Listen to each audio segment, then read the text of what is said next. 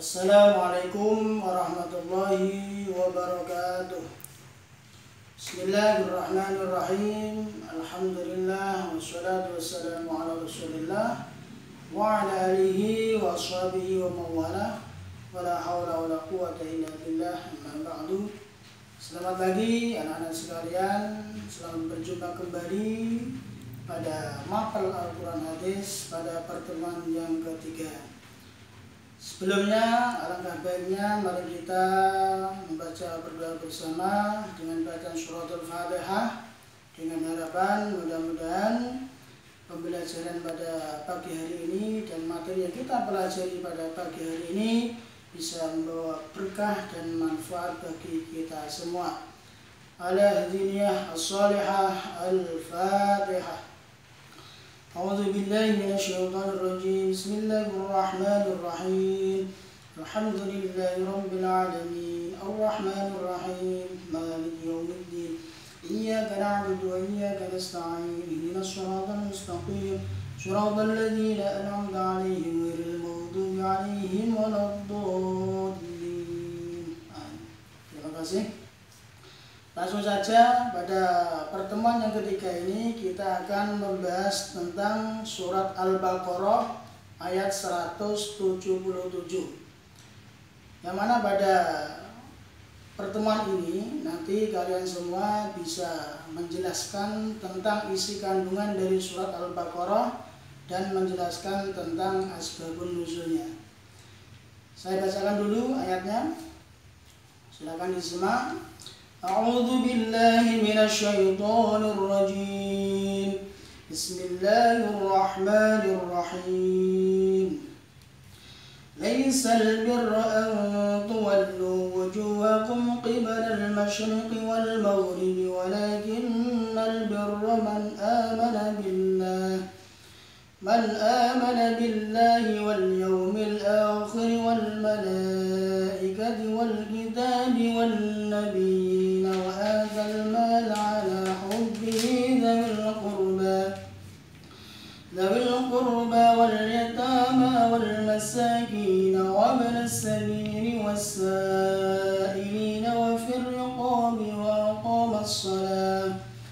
وأقام الصلاة وآتى الزكاة والموفون بعهدهم إذا عاهدوا والصابرين في البأساء والضراء وحين البأس أولئك الذين صدقوا وأولئك هم المتقون صدق الله العظيم.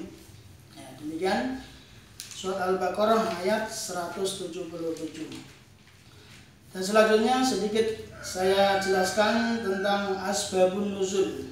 Jadi setiap ayat Al-Quran itu ada asbabun nuzulnya, sebab-sebab turunnya ayat tersebut. Adapun asbabun nuzulnya adalah sesungguhnya Allah Subhanahu wa taala telah memerintahkan kepada orang-orang mukmin pada mulanya untuk menghadap ke arah Baitul Maqdis, yaitu Masjidil Aqsa. Lalu Allah memalingkan mereka ke arah Ka'bah. Jadi sebelum Ka'bah itu mengarah kepada Masjidil Haram, sebelumnya itu menghadap ke Baitul Maqdis. Ada yang mengatakan selama 7 bulan. Kemudian dialihkan lagi ke Ka'bah. Maka hal tersebut terasa berat oleh segolongan orang-orang dari kalangan ahli kitab dan sebagian kaum muslimin. Lalu Allah Subhanahu wa taala menurunkan ayat yang mengandung penjelasan hikmah yang terkandung dalam hal tersebut. Setelah itu turun ayat surat Al-Baqarah 177. Itu sedikit tentang asbabun nuzul dari surat Al-Baqarah ayat 177.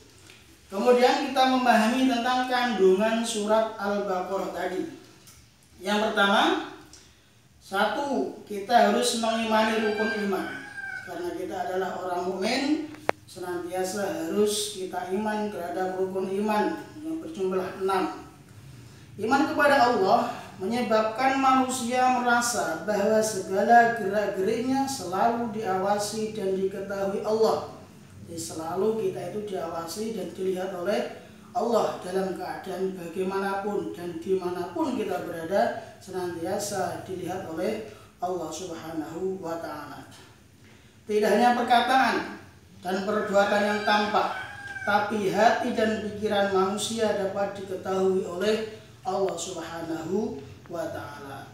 Karena Allah Ta'ala itu senantiasa melihat hatinya seseorang, senantiasa melihat hatinya hambanya, bukan hartanya, bukan wajahnya, bukan yang dimiliki oleh hambanya, akan tetapi yang dilihat Allah itu adalah hatinya. Innallaha la yanzuru ila amwalikum wala ila suwarikum walakin yanzuru ila qulubikum. Keyakinan akan adanya hari akhir juga akan memperkuat dasar yang pertama. Selain itu, kita harus berkeyakinan bahwa semua perbuatan dan tingkah laku kita akan dihisab di hadapan Allah Subhanahu wa Ta'ala. Amal perbuatan manusia selama hidup di dunia itu nanti pada hari kiamat akan dihisab oleh Allah Subhanahu wa Ta'ala. Lebih-lebih hati kita. Inna sam'a wal basara wal fu'ada kullu ulaika kana 'anhu mas'ula. Semuanya akan dipertanggungjawabkan, akan ditanyai tentang perbuatan-perbuatan yang kita lakukan selama kita hidup di dunia. Hal itu dapat mendorong untuk berbuat sesuatu yang baik dan benar. Selain itu, harus berkeyakinan akan adanya malaikat Allah yang selalu mencatat amal perbuatan. Jadi malaikat yang bertugas mencatat amal perbuatan senantiasa bersama dengan kita, yaitu dengan mencatat amal baik kita dan amal buruk kita, serta beriman kepada kitab dan para nabi yang diutus Allah untuk manusia, kesediaan mengorbankan kepentingan pribadi untuk orang lain. Kemudian yang kedua, isi kandungan dari surat Al-Baqarah adalah memberikan harta yang ia cintai. Orang yang beriman dan bertakwa tidak mementingkan diri sendiri, akan tetapi banyak memberikan sebagian harta yang dicintai kepada orang yang membutuhkan secara tulus. Karena apa? Karena harta yang kita miliki semua itu bukan hak kita. Bisa juga itu ada hak orang lain, seperti fakir miskin, anak-anak yatim, dan orang-orang yang membutuhkannya. Misalnya memberikan kepada kerabatnya, anak-anak yatim, orang-orang miskin, musafir dan memerlukan pertolongan, dan orang-orang yang meminta-minta, dan memerdekakan hamba sahaya. Kemudian yang ketiga adalah mendirikan sholat. Jadi isi kandungan yang ketiga adalah mendirikan sholat. Orang yang mendirikan sholat berarti melaksanakan sholat tepat pada waktunya dan khusyuk dan tumaninah. Karena sholat itu adalah tiang agama. As-sholatu imaduddin. Sholat adalah tiang agama. Wa man aqamaha faqad aqamaddin.